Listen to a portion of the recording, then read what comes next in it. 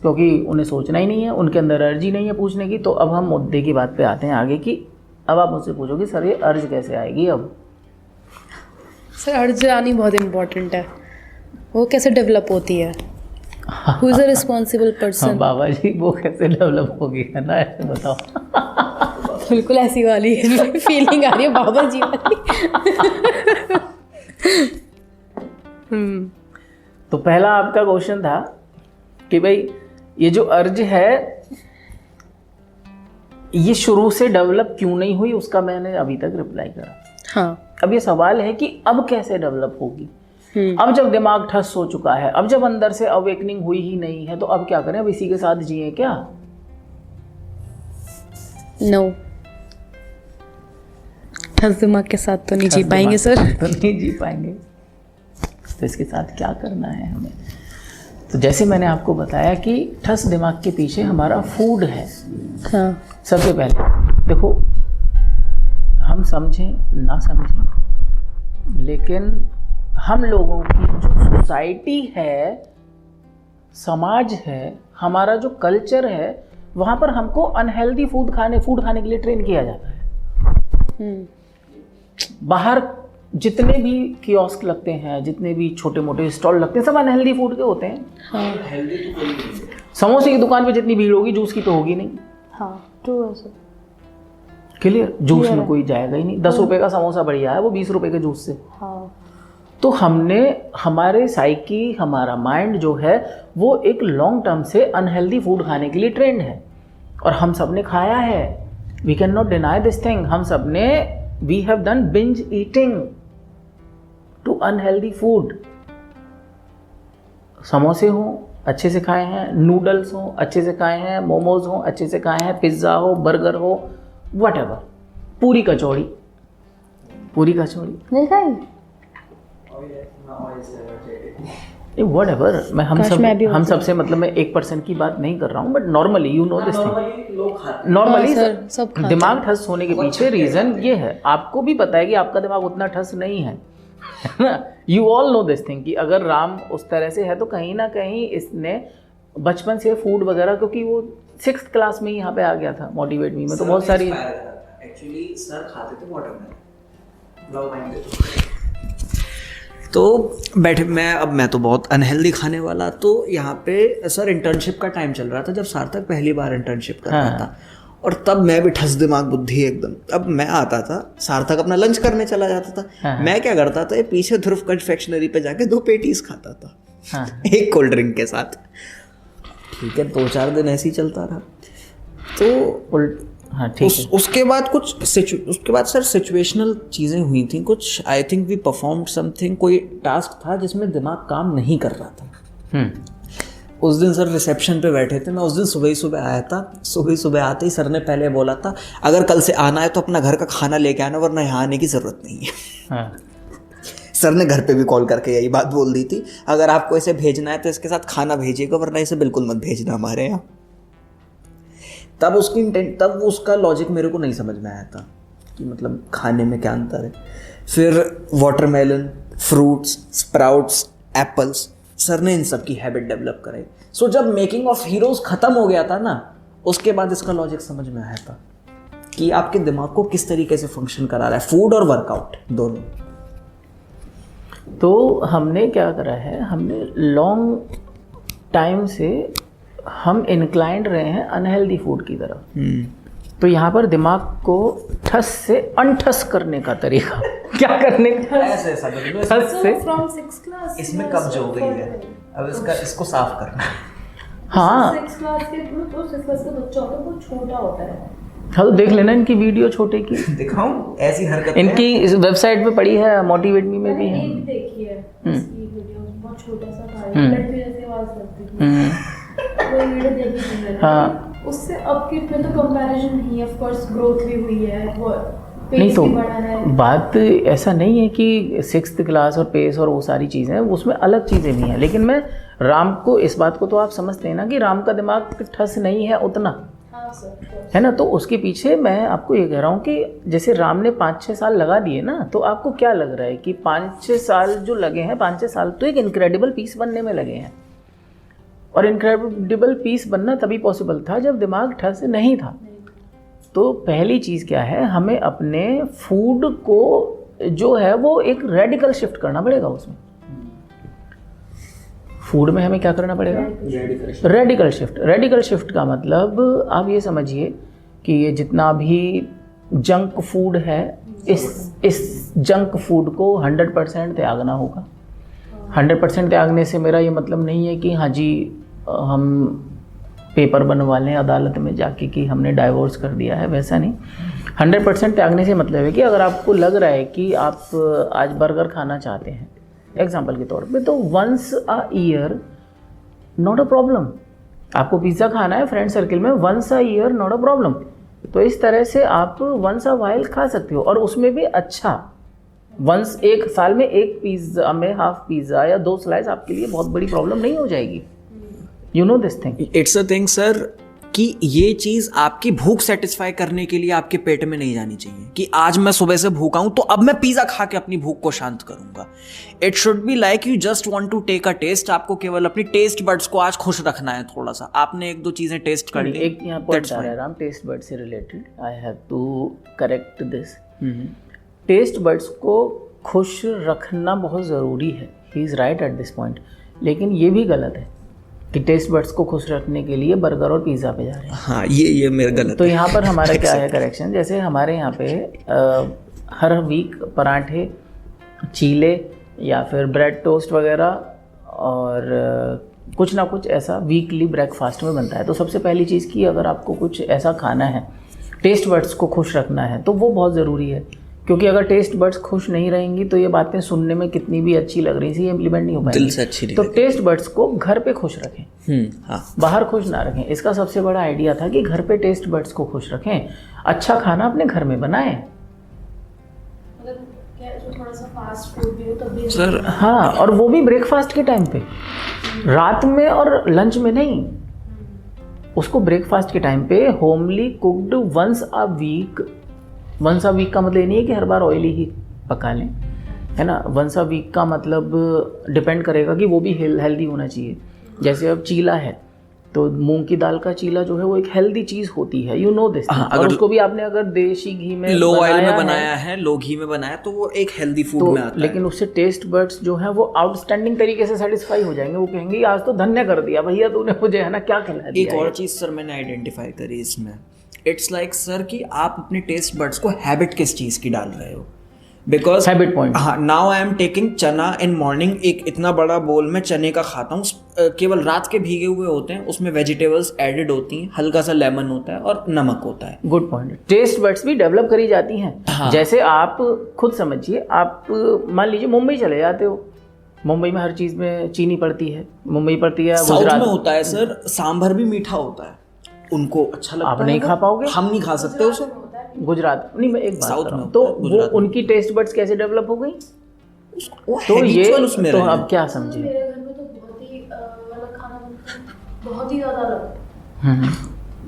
आपके once a while बनता है, मतलब week sorry cheela and all. हमारे तो डेली चीले, पराठे, सैंडविच। ये घर वालों की रिस्पॉन्सिबिलिटी नहीं है, ये personal responsibility। This is your individual की बात, हैबिट वाली बात कर रही थी वो बिल्कुल ठीक है। हैबिट डेवलप हुई है मेरी या हमारे घर के बच्चों में, तो वो सबकी ऐसी हो रखी है, मतलब जंक तो खाना ही है। तो मैंने क्या बताया आपको कि हमारी सोसाइटी, हमारी फैमिलीज जो है, हमारा जो कल्चर है, उसने अनहेल्दी फूड की तरफ इंक्लाइन किया है हमें, and they don't want to learn this thing. इससे अब कोई बोले कि जी मेरे चेहरे पे वो ग्रेस नहीं आ रहा, बेटा वो इसलिए नहीं आ रहा है क्योंकि आपके जो सेल्स हैं ना स्किन के, वो डेड हो गए हैं। क्या डेड हो गए हैं, मर गए हैं। स्किन में जो सेल्स हैं वो मर चुके हैं। ये बात हमें पता नहीं है, तो ये बात बतानी बहुत ज़रूरी थी यहाँ पे। हमारी बॉडी, जब मुझे ये पता चली, मुझे ये बात पता चली थी विनी 2005 में, मेरे को 10 में 2005 में पता चली थी सीक्रेट बुक के थ्रू, क्योंकि मैंने बुक पढ़ी है, मैंने मूवी तो देखी है, बुक में है बात, उसमें नहीं है, मूवी में नहीं है। 7.5 साल के अंदर our entire body gets renewed. हमारी बॉडी में जो सेल्स हैं या उन्हें टिश्यूज़ कहते हैं, ऊतक कहते हैं, तो हम जो है मिलियंस ऑफ ऊतकों से मिलकर हमारी बॉडी बनी है। बिलियंस बिलियंस में। और every day lakhs of cells get replaced from new cells. 1 to 2 million dead हो जाते हैं और 1 to 2 मिलियन ही नए सेल्स उनकी जगह आते हैं। अब वो नए सेल्स जो हैं वो मोमोज से बनेंगे, हाँ। बर्गर से बनेंगे और पिज्जा से बनेंगे, या एप्पल से बनेंगे, ड्राई फ्रूट से बनेंगे, कर्ड से बनेंगे, मिल्क से बनेंगे, या जूस से बनेंगे। ये हमें डिसाइड करना होता है। तो आज जो हमारी बॉडी में सेल्स बनने वाले हैं वो सेल्स हमारे इनटेक पे डिपेंड करते हैं। हाँ, इसमें एक चीज़ थी सर, जैसे लास्ट टाइम मेरी आई साइड वीक हुई थी जब, हाँ आई साइड का इशू आया तो आई साइड का इशू आया था, मेरे स्पेक्स लग गए थे। सो से शायद उसके अल्टरनेट डे मैं यहाँ आया था स्पेक्स लगा के। So sir said one thing कि ये स्पेक्स कोई सॉल्यूशन नहीं है। हाँ। सो सर सेड कि आप 2 कैरेट रोज खा लो, and you won't believe within a month मेरा नंबर वापस रिस्टोर हो गया था जहाँ से वो स्टार्ट। मेरे साथ भी यही हुआ था। आई साइड खराब हुई, 1 महीने में मैंने कैरेट्स खाई, इनटेक ठीक रखा, 1 महीने तक करा था, लग के करा था, तो 1 महीने बाद ठीक हो गए मेरे फेस, फिर कोई प्रॉब्लम नहीं आई अभी तक। मेरे को देखो, मेरे को भी नहीं आ रहा है। हाँ। मेरे को जब मैं राम की एज में था, जिस समय राम को हुआ, मेरे को भी मम्मी डॉक्टर के यहाँ ले गई थी, तो डॉक्टर सरकारी अस्पताल चला गया बस में। अच्छी बात ये रही, क्योंकि अगर प्राइवेट में जाता था ना वो तो चश्मा ही चढ़ाता, वो तो यही बोलता कि भैया चश्मा चढ़ेगा, ये दवाई ले जाओ ले जाओ, क्योंकि उनको तो धंधा करना है। सरकारी हॉस्पिटल वाले को बिजनेस नहीं करना है, उसको तो सही बात बतानी है, मानो मत मानो वो आपके ऊपर है। तो उसने मुझे सही बात बता दी। उसने बोला बेटा आपके पास 2 रास्ते हैं, पहला या तो आप चश्मा चढ़वा लो जिसका नंबर धीरे धीरे विद दी टाइम इंक्रीज बढ़ता ही जाएगा, या फिर आप जो है कैरेट्स एंड टोमेटो खाना अगर शुरू कर दोगे तो उससे हो जाएगा। तो मैंने जो था वो कैरेट्स पे स्विच करा। उस साल मैंने, आप ये लगाइए, कम से कम 25 किलो कैरेट खा ली थी मैंने पूरे सीजन में, है ना। मैं 3-4 कैरेट उठा के फिर खा जाता था, फिर जा खाता था। और देखो कैरेट खाना लाइफ में हेल्प कर गया, पूरी बॉडी के टिश्यूज रिप्लेस हो गए, फेस के एक्सप्रेशंस चेंज हो गए, आई साइड की प्रॉब्लम लाइफ में नहीं हुई। सर मेंटली भी वो हार्मनी और वो पीस एस्टेब्लिश होता है माइंड में, मतलब हर सिचुएशन में रिएक्ट करने का तरीका है। You have seen people are aggressive a lot, इसमें कहीं ना कहीं फूड कारण होता है। हाँ, तो नहीं, दिमाग ठस है तो वो सब होगा, फिर एग्रेशन भी होगा, वो सारी सब कुछ चीजें फिर, क्योंकि ऐसा नहीं है सबके घर में, मेरे घर में भी चने मैं ही खा रहा हूँ, बनता वही सब है कुछ बाकी सब चने नहीं खाते, चने सिर्फ मैं खा रहा हूँ, बाकी सबकी अपनी वही डेली डाइट चल रही है। तो उनके एग्रेशन लेवल, उनके अंडरस्टैंडिंग लेवल और मेरी में बनता है। अब वो बहुत ज़्यादा बौखलाए रहते हैं पूरे दिन थोड़ा घर वालों के खिलाफ बोल रहे हैं यहाँ पे। खिलाफ नहीं बोल रहा सर, रियलिटी है। मैंने सुबह उन्हें बोला है, मैंने कहा यही सब खाओगे तो ऐसे ही बन जाएगा दिमाग। पॉइंट है राम की बात में, तो आप इसको ऐसे समझिए कि पहला पॉइंट यहाँ फूड है। तो आज मैंने 2005 में ये बात पता चली कि 7.5 साल बाद मेरी पूरी बॉडी रिप्लेस होने वाली है। तो 2005 की मैं अगर आपको फ़ोटो वगैरह दिखाऊंगा तो यू विल सी कि सर आप क्या लग रहे हो। वैसे मैंने दिखाई भी है, वो 2007-8 की है ना, 8 की है वो। तो 8 की पर्सनैलिटी में और अब की पर्सनैलिटी में तो बहुत फ़र्क आ गया। 5 की तो और घटिया पर्सनैलिटी थी। तो कहने का यहाँ पर जो मैं आपको पॉइंट बता रहा हूँ, तो जब मुझे पता चला, मैंने कहा यार आज अगर मैं शुरू कर दूँ तो 7.5 साल बाद मैं ये इंसान नहीं रहूँगा जो मैं हूँ। That time I decided. तो मैं, राम भी तो 6 साल लगे, 7.5 साल में तो और बढ़िया हो जाएगा। तो राम ने देखा नहीं वीडियो में, पिल्ला सा बैठा था वहाँ पे। हाँ, तो मैंने कुछ दिमाग ऐसा ठस है ना। तो आप ये समझिए कि अगर आप आज शुरू करते हैं 24 ईयर्स की एज में, तो आप सोचिए 30 ईयर्स की एज में आप 24 के ही रहोगे। You will hack the science of ageing. हाँ, ये तो है sir, you will hack ageing. ये हुआ है नहीं है तो फिर इसको आपकी चॉइस है। तो पहला फूड, बॉडी के लिए और माइंड के लिए, दोनों के लिए। अब जब बॉडी में जो फूड जा रहा है, आप सोचो आपकी पूरी बॉडी में जो सेल्स हैं वो फ्रूट से, मिल्क से, जूस से, ड्राई फ्रूट से, अच्छी चीज़ों से बने हैं। तो क्या आपका जो माइंड है वो उस डायरेक्शन में नहीं सोचने के लिए इंक्लाइंड हो जाएगा जिस डायरेक्शन में सोचना चाहिए? आपका माइंड जो है वो लाइट हो गया। अब आपके माइंड पे ऑयल का वेट नहीं है, जंक फूड का वेट नहीं है, बर्गर का वेट नहीं है, ये कोई भी आपके माइंड पे फालतू का वेट नहीं है। तो वो ठसका रहा। अब वो धीरे धीरे अपने पंख फैलाएगा। घर ही बैठो ना, ओके। तो धीरे धीरे अपने पंख फैलाएगा, और धीरे धीरे पंख फैलाएगा तो वो उड़ान भी भरेगा। तो कहने का मतलब आप अपने ब्रेन को देखो, माइंड तो एक ऐसी चीज़ है जो वर्चुअल है, वो तो होता ही नहीं। माइंड तो एग्जिस्ट ही नहीं करता, है ना। माइंड तो एक कॉन्सेप्ट है। जैसे इलेक्ट्रिसिटी जो है वो केवल फील करी जा सकती है, ऐसे ही माइंड भी फील करा जा सकता है। एक्चुअल में तो वायर्स होती हैं। तो वायर्स मतलब अगर वो वायर जो है वो 12 mm की वायर है हमारी, तो उसमें शॉर्ट सर्किट नहीं होगा, उस पर कितना भी लोड डाल लो, है ना। 12 mm की वायर लगवाई थी अभी उसने, बिजली वाले ने। मैंने कहा भैया इतनी महंगी आती है काफ़ी, 12 mm की वायर जो है वो बहुत महंगी आएगी, इतना सा भी आप पीस लेने को चले जाओगे तो करीब 100-150 रुपये का आ जाएगा इस टाइप से। लेकिन 12 mm की बोला कि आप इस पर कितना ही लोड डाल लेना, फ्यूज नहीं होगी बिल्कुल भी। तो यानी कि ये जो ब्रेन है, जैसे इलेक्ट्रिसिटी नहीं दिखती लेकिन जो वायर है उसकी स्ट्रेंथ दिखती है, तो जितनी अच्छी वायर होगी इलेक्ट्रिसिटी जो है वो उतने अच्छे से फ्लो करेगी और वायर जो है उस लोड को झेल जाएगी। तो ऐसे ही हमारा माइंड है, हमारा माइंड जो है वो वायर है, एक तरह से वायर से बना हुआ है। तो आप ऐसे समझिए कि जब अच्छे सेल्स होंगे बॉडी में, कहते नहीं है in healthy body lives a healthy mind, हाँ वो एक ही बात है ना। तो जब आपका जो ब्रेन है वो 12 mm की वायर जैसा स्ट्रॉन्ग है, तो आपके ब्रेन पे कितना ही लोड पड़ो वो फ्यूज़ नहीं होगा, वो ठस नहीं होगा, वो हल्का होगा, वो कितना भी लोड उठा के करंट जनरेट कर सकता है। क्या बात है, करंट मतलब आपके दिमाग में करंट होगा। क्या होगा आपके दिमाग में? करंट होगा। तो करंट मतलब अर्ज, पूछने की अर्ज, चाहने की अर्ज, जानने की अर्ज, करने की अर्ज, यही तो करंट है। तो कहने का मतलब हम लोगों में से करंट चला गया। फ्यूज मतलब फ्यूज इसलिए उड़ रखा है क्योंकि जो वायर है, जो माइंड है वो कम mm का है, लोड ज़्यादा दे रहे हैं, है ना। वो ज़रा सा लोड होती फ्यूज ही उड़ता है उसका, फ्यूज ही उड़ता है उसका, उसके अंदर अर्ज ही नहीं है, फ्यूज उड़ा पड़ा है। पॉइंट है आपकी बात में। तो पहले फूड है, तो फूड जो होगा वो आपके ब्रेन को 12 mm का बनाएगा, इलेक्ट्रिक वायर से कंपैरिजन करूं तो, यानी आपके ब्रेन को इतना स्ट्रॉन्ग बनाएगा कि वो ठस ब्रेन में काउंट नहीं होगा। अब वो फिजिकली ओके है, यानी कि आप स्टेडियम में दौड़ने को भी उस इंसान को बोलोगे जिसमें जान हो शरीर में, जिसमें जान ही नहीं है, बेटा तू पड़ा रहे, कभी मर जाए स्टेडियम जाके, ऐसा ना हो जाए।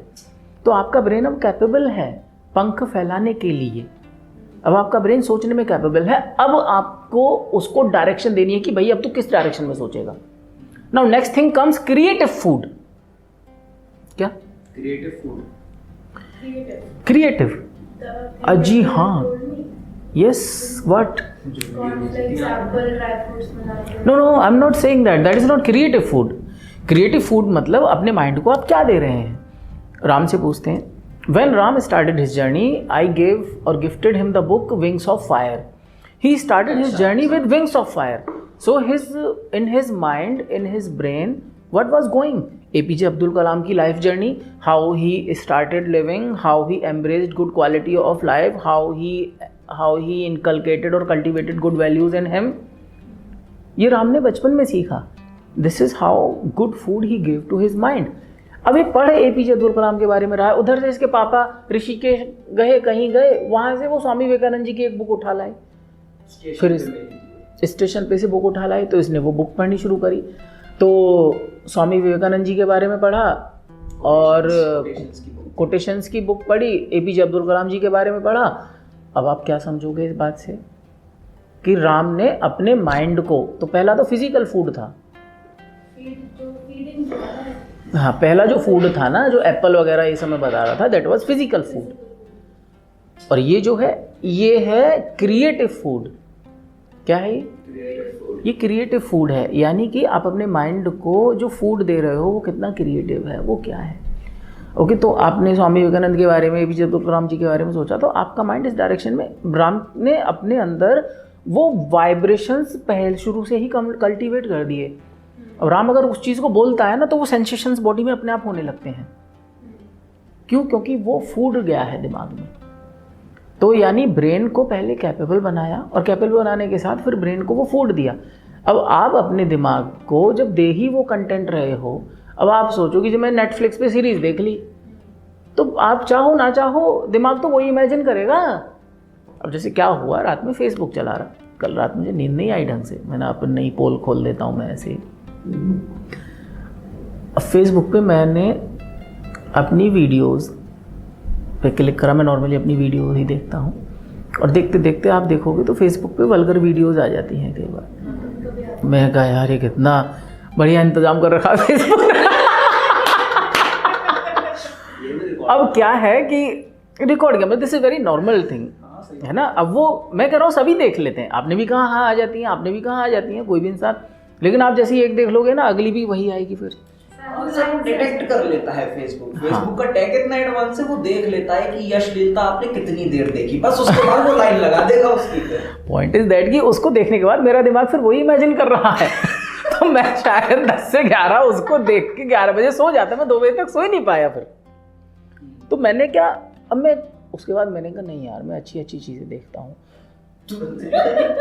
1 बजे 1:30 बजे मतलब 10 बजे करीब मैंने शायद 9:30 10 बजे मैंने देखना शुरू करा था।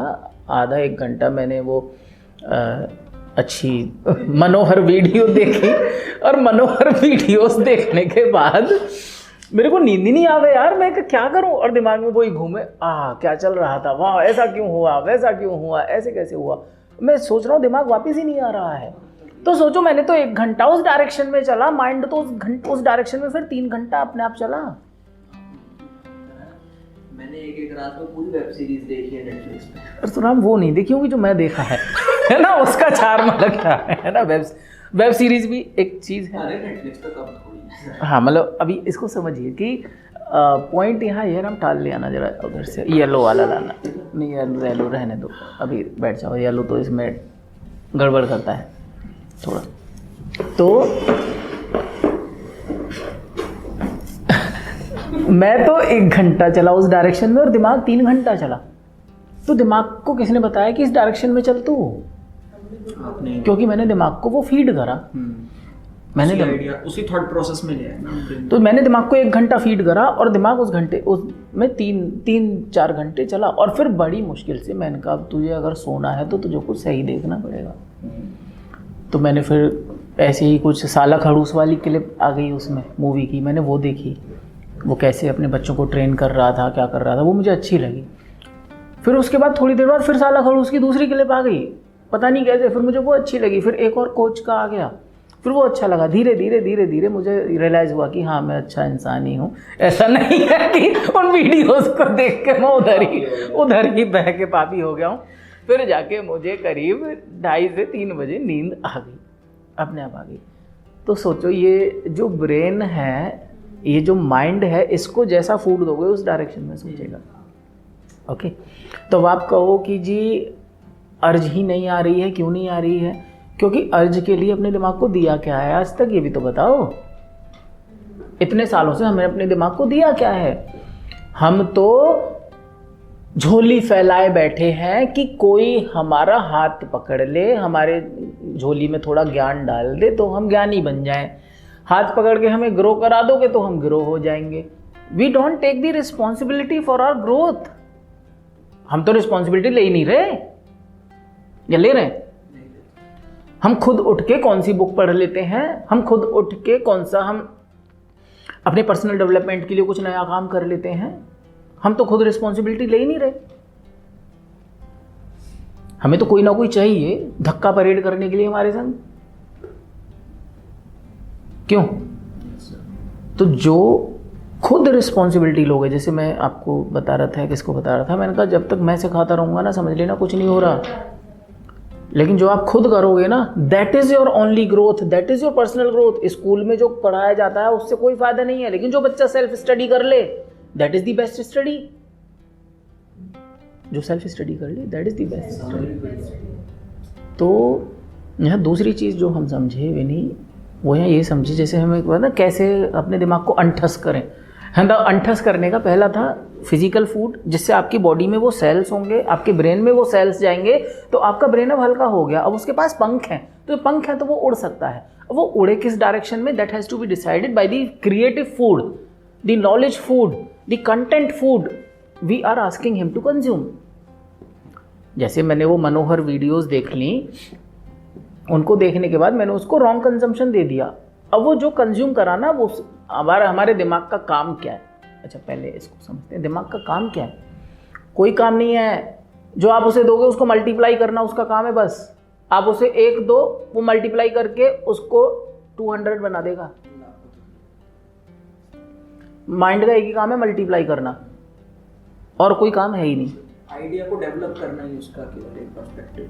अब डिपेंड करता है कि हम उसको क्या देंगे जिसको वो मल्टीप्लाई करे। हम दे देते हैं उसको क्रिटिसिज्म, वो पर्सन ठीक नहीं है। ये जो मेरठ वाली मौसी है ना, वो हमसे जल रही हैं, वो हमारे खिलाफ हैं। अब माइंड को दो बातें दी, माइंड ऐसे मल्टीप्लाई करके तुरंत उनको 20 में कन्वर्ट करके देगा। आपको 20 मिलेंगी, 20 मिलेंगी तो आसपास वाले और इंस्पायर हो जाएंगे। आप किसी के बारे में डिस्कस करना शुरू माइक, आपको टाइम का पता नहीं चलता है। आप 5 मिनट का बोल के बैठे होते हो, आप 1 घंटे तक किसी को क्रिटिसाइज करते चले जाते हो और ये हम भी नहीं जानते बातें कहां से आ रही हैं। Natural mind is multiplying. और नेचुरली होता जा रहा है। से शुरू करा था, माइंड ने 1 घंटे का कन्वर्सेशन बना दिया और नेचुरली होता ही जा रहा है, रुक ही नहीं रहा। तो हमने दिया ना माइंड को वो। तो अगर हम अपने माइंड को ये सब चीजें देते रहेंगे तो माइंड उन्हें मल्टीप्लाई करता रहेगा। हमने अपने माइंड को नेटफ्लिक्स दिया, हमने अपने माइंड को इंस्टाग्राम दिया। हम माइंड को एक रील दिखाते हैं, माइंड कहता है अब मुझे 100 दिखा, स्वाइप अप कर ले, स्वाइप अप कर ले। माइंड कहता है ना 100 रील्स दिखा। अब वो माइंड एक की कितनी कर देता है? 100 कर देता है ना। और 100 रील देख के, जो कि महा घटिया रील होती हैं, उनको देख के वो कहता है कि अब यार मैं क्या करूं, मुझे मजा नहीं आया। तो अल्टीमेटली मजा क्यों नहीं आया? क्योंकि we gave him wrong food.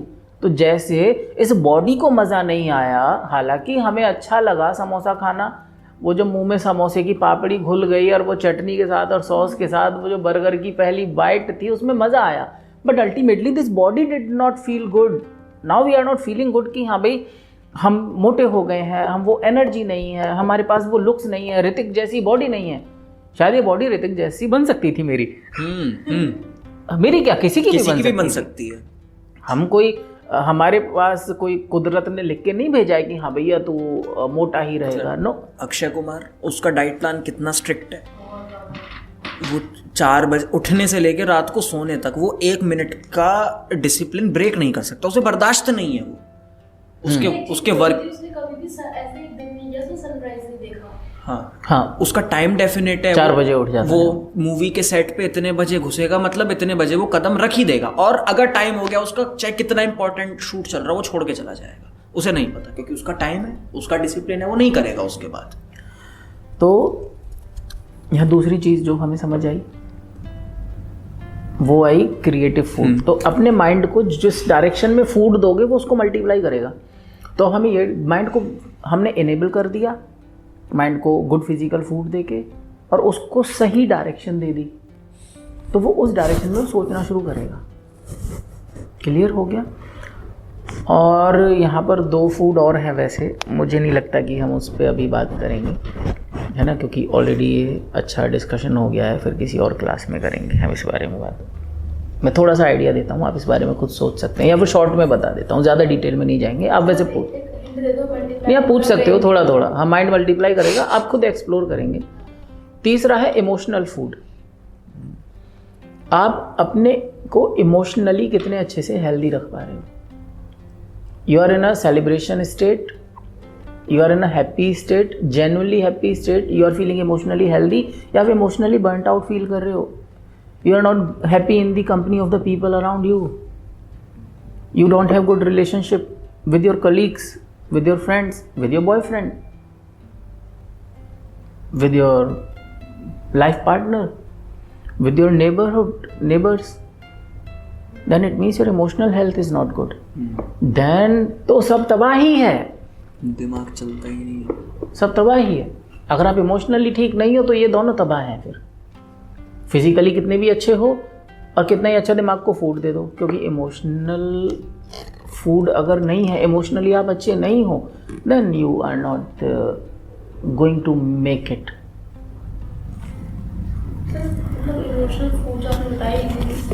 उधर बैठो ना जरा, हाँ एसी बंद कर दो। नहीं एसी बंद, विनी के पीछे बैठ सकते हो, नॉट अ प्रॉब्लम। सेल निकाल के थोड़ा करना पड़ेगा।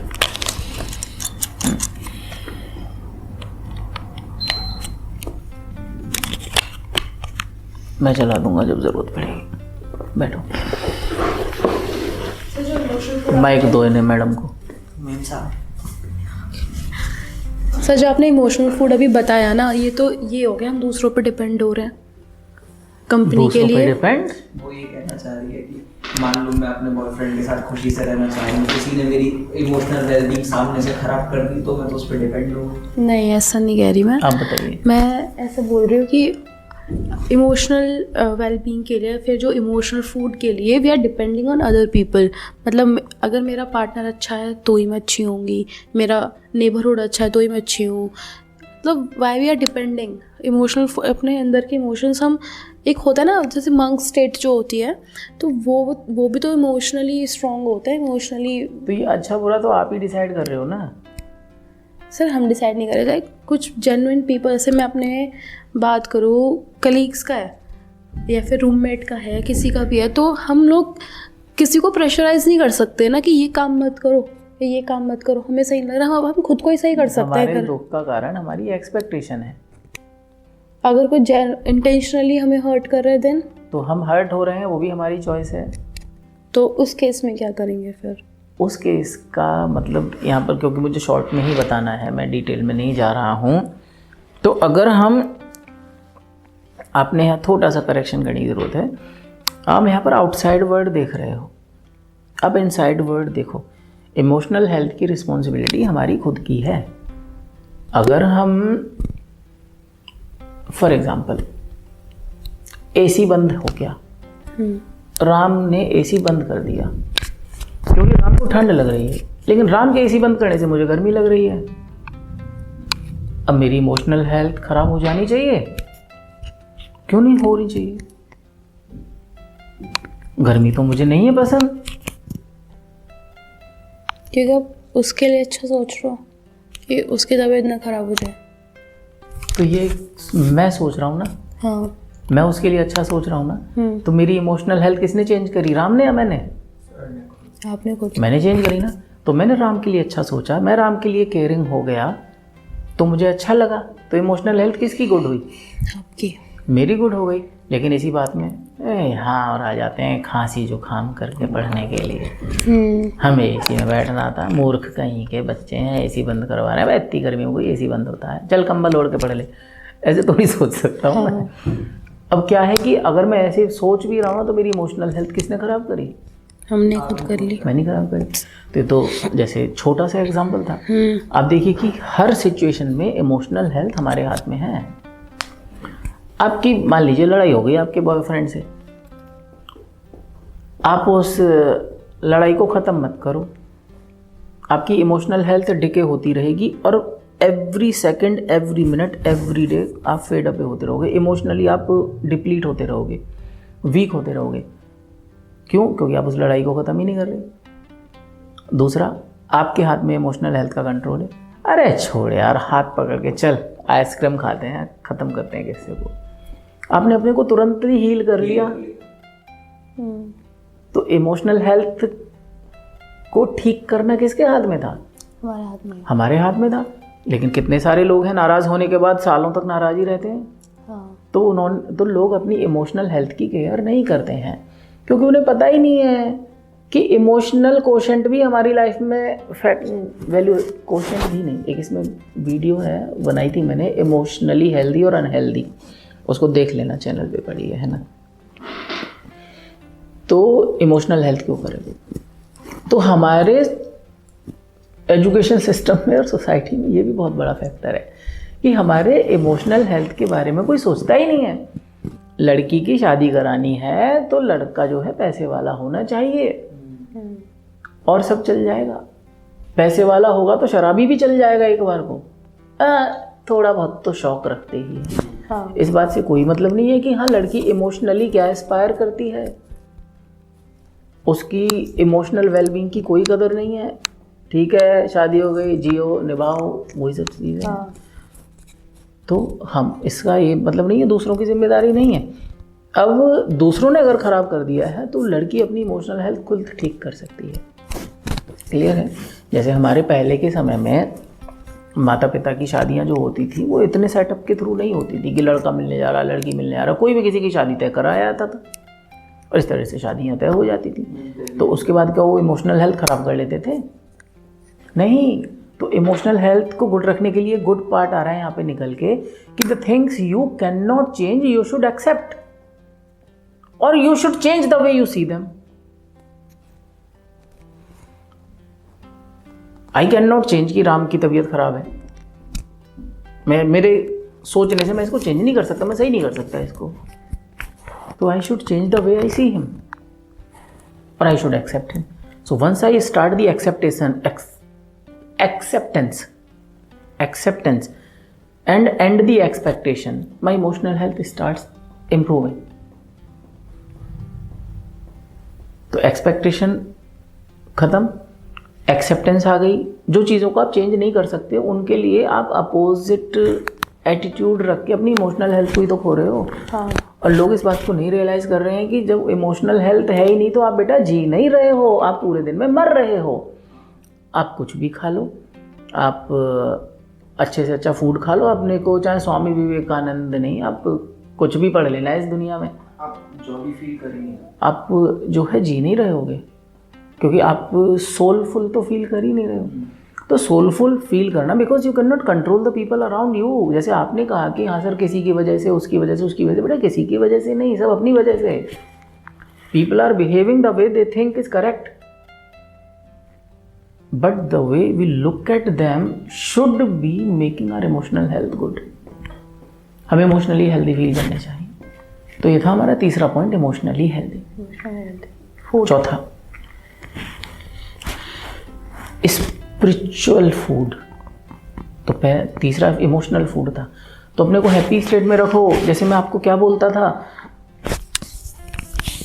ऑफिस से आए हो विनी, शावर लो और छत पे जाके अकेले में कॉफ़ी पियो शानदार सी। क्लास व्लास के बारे में मत सोचो, spend some good and quality time with yourself so that आपकी इमोशनल हेल्थ अच्छी हो सके। क्योंकि इमोशनली आप अच्छे और एलिवेटेड फील करोगे तो क्लास तो हमारी बहुत अच्छे से हो ही जाएगी। नहीं नहीं नहीं, आगे फटाफट चलो क्लास में बैठ जाओ, चलो चलो पढ़ने लगो। तो क्या स्कूल इमोशनल हेल्थ पे फोकस करते हैं? नहीं करते। यही प्रॉब्लम है। They think body is sitting, they don't think mind, heart and soul. चौथा फूड है spiritual food.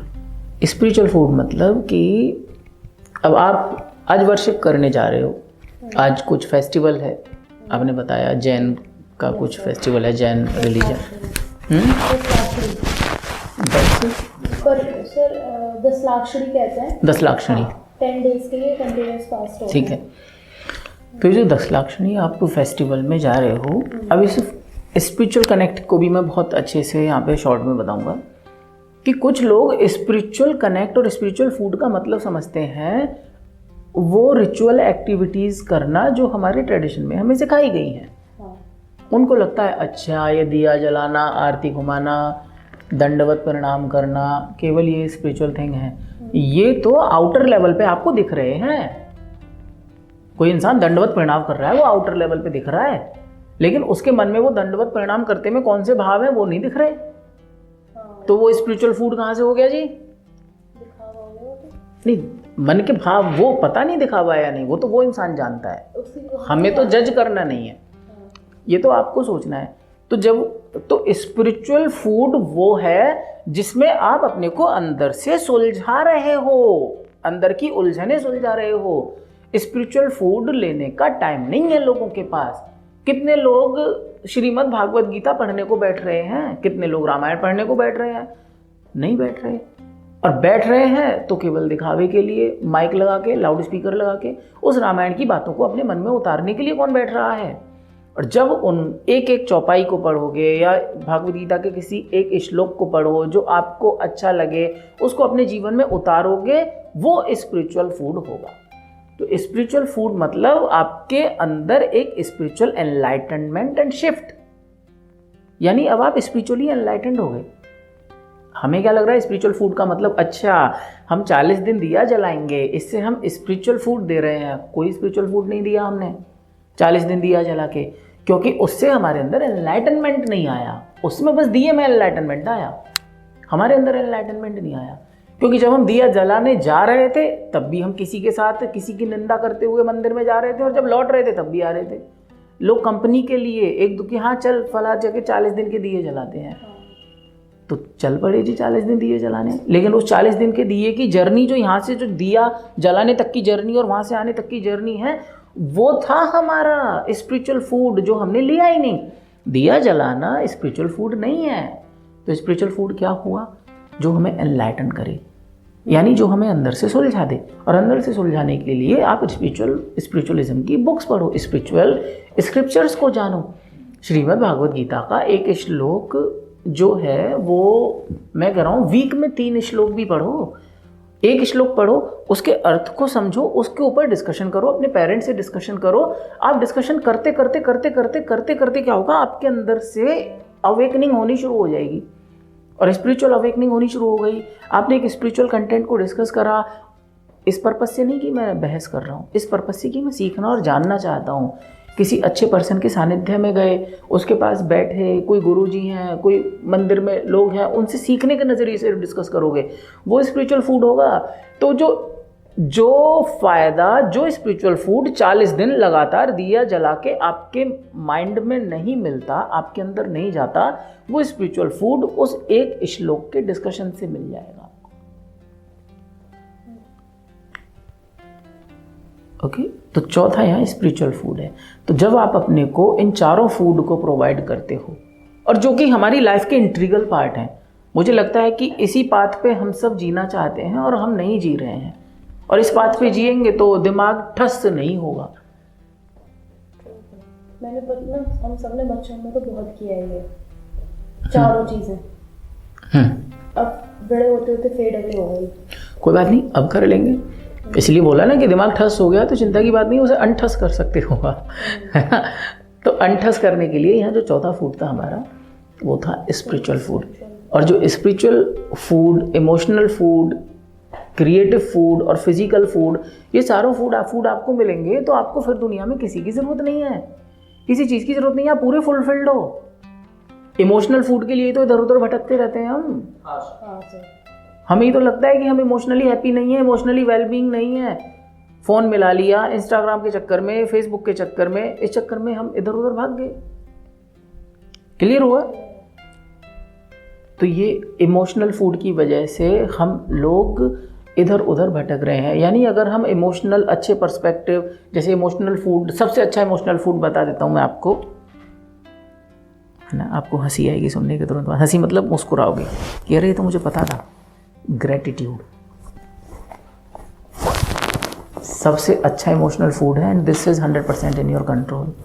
You can sit down, take a piece of paper and pen and write gratitude for the things you have in your life.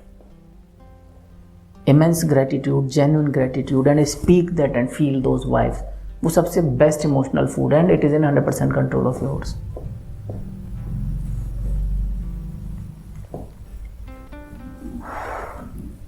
Clear होगा?